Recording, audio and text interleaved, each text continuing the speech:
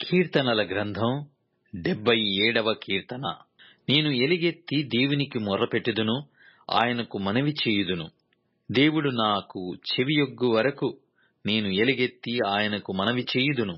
నా ఆపత్కాలమందు నేను ప్రభువును వెతికితిని. రాత్రివేళ నా చెయ్యి వెనుకకు తీయకుండా చాపబడియున్నది. నా ప్రాణము ఓదార్పు పొందనలక్కయున్నది. దేవుని జ్ఞాపకము చేసుకొనినప్పుడు నేను నిట్టూర్పు విడుచుచున్నాను.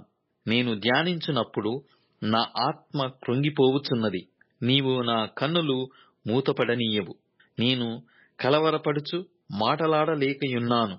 తొల్లిటి దినములను పూర్వకాల సంవత్సరములను నేను మనసునకు తెచ్చుకొందును. నేను పాడిన పాట రాత్రియందు జ్ఞాపకము చేసుకొందును, హృదయమున ధ్యానించుకొందును. దేవా, నా ఆత్మ నీ తీర్పు మార్గము శ్రద్ధగా వెదికెను. ప్రభువు నిత్యము విడనాడునా? ఆయన ఇకెన్నడును కటాక్షింపడా? ఆయన కృప ఎన్నటికీ లేకుండా మానిపోయెనా? ఆయన సెలవిచ్చిన మాట తరతరములకు తప్పిపోయెనా? దేవుడు కటాక్షింప మానెనా? ఆయన కోపించి వాత్సల్యత చూపకుండునా?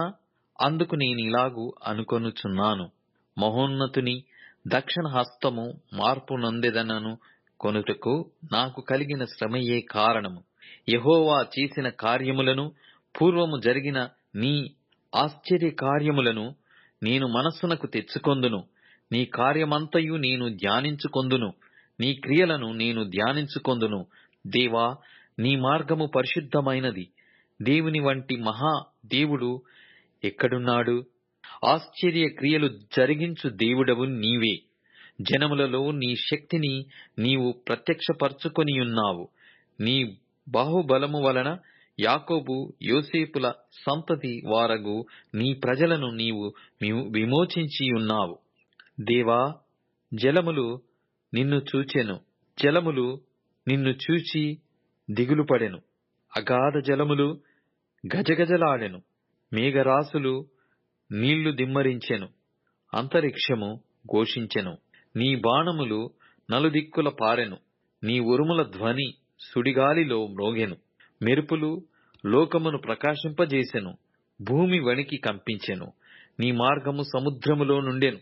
నీ త్రోవలు మహాజలములలో ఉండెను. నీ అడుగుజాడలు గుర్తింపబడకయుండెను.